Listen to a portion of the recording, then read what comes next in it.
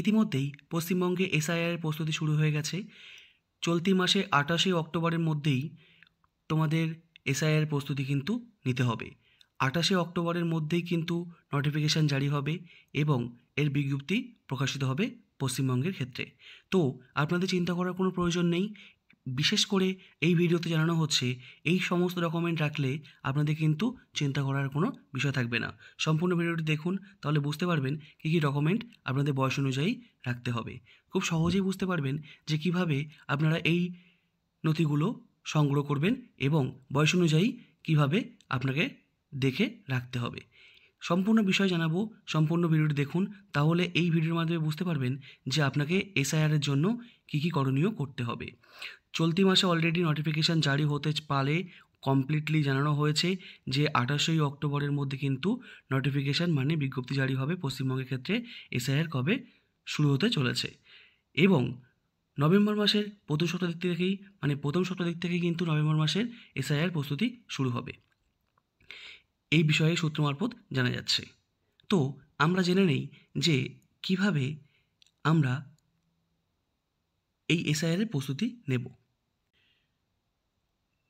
প্রথমেই জানাই এসআইআর 2025-এর প্রয়োজনীয় যে ডকুমেন্ট লাগবে সেই অনুযায়ী। 1 নম্বর, যাদের নাম 2025 ও 2002-এর ভোটার লিস্টে আছে তাদের শুধু 2002-এর ভোটার লিস্টে জেরক্স এবং একটি রঙিন ফটো দিলেই হয়ে যাবে। তারপরে আসি যাদের জন্ম 1/7/1987 থেকে 87-এর আগে কিন্তু 2002 সালের যে লিস্ট আছে সেই লিস্টে তাদের কিন্তু নাম নেই, তাদের ক্ষেত্রে কী করতে হবে? বাবা অথবা মায়ের 2002 সালে ভোটার লিস্টের জেরক্স, নিজের একটি বৈধ পরিচয়পত্র এবং 3 নম্বর একটি রঙিন ফটো দিতে হবে। তারপরে আসি যাদের জন্ম 1/7/1987 থেকে 2/12/2004 সালের মধ্যে কিন্তু 2002 সালের ভোটার লিস্টে নাম নেই, তাদের কী করণীয় সেটাও জানানো হচ্ছে। তাদের বাবা অথবা মায়ের 2002 সালের ভোটার লিস্টের জেরক্স, বাবা অথবা মায়ের একটি ডকুমেন্ট জেরক্স, নিজের 1 কপি ডকুমেন্টস এবং নিজের 1 কপি রঙিন ফটো দিলেই হবে। তারপরে আসি যাদের জন্ম 2/12/2004 সালের পর, তাদের ক্ষেত্রে কী করতে হবে? বাবা ও মায়ের দুজনের একটি করে ডকুমেন্টস, নিজের একটি ডকুমেন্টস, নিজের একটি রঙিন ফটো। ডকুমেন্ট লিস্ট হিসাবে আপনাদেরকে আমি 6টা পয়েন্ট দেখাচ্ছি, খুব সহজ পয়েন্ট আপনাদেরকে জানাচ্ছি। পেনশন পেমেন্ট অর্ডার, যদি কেউ পেনশন পেয়ে থাকে তাহলে তার পেনশন পেমেন্ট অর্ডার দিলে হয়ে যাবে।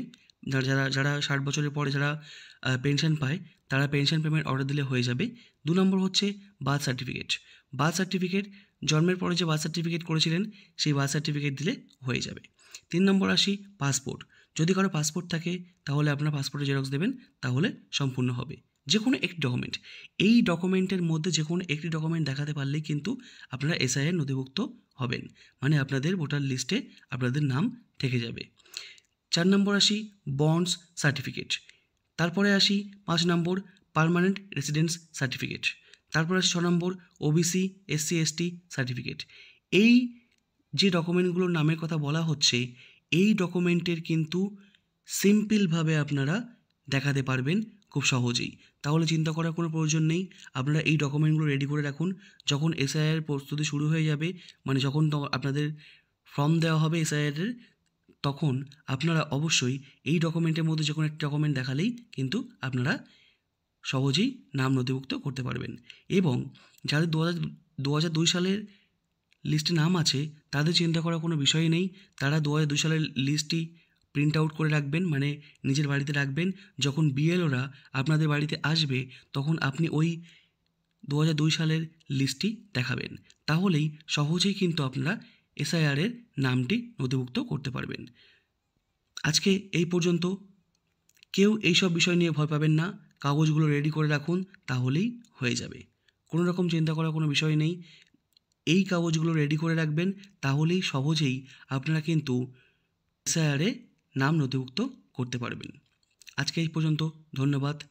যদি ভিডিওটি ভালো লাগে অবশ্যই লাইক করবেন এবং এই তথ্যটি সবাইকে জানিয়ে দিন, আপনাদের আত্মীয় স্বজন এবং পরিজনকে, বন্ধুবান্ধবকে, তাহলে ওরাও সহজে জানতে পারবে যে কীভাবে কী ডকুমেন্ট দিলে আপনাদের এসআইআরের নাম নথিভুক্ত থাকবে। এবং কমেন্টে অবশ্যই জানাবেন যে আপনাদের যদি কোনো রকম সমস্যা হয় আমাকে কমেন্টে জানাবেন, আমি কিন্তু অবশ্যই আপনাদের সাহায্য করব। ধন্যবাদ, ভালো থাকবেন, সুস্থ থাকবেন।